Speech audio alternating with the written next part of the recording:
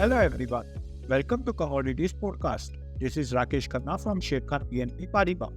Today we have an update on silver.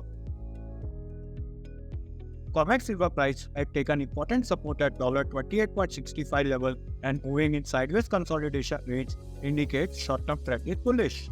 However, key resistance formed at $29.85 level and break above will surge the price further up till $30.55 and $31.40 level in near term.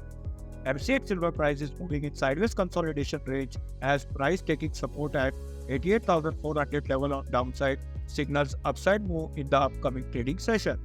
However, key resistance hold at 89,550 level and break above will surge the price further up till 90,500 and 91,650 level in near term. The price indicator MACD is bullish. Thank you.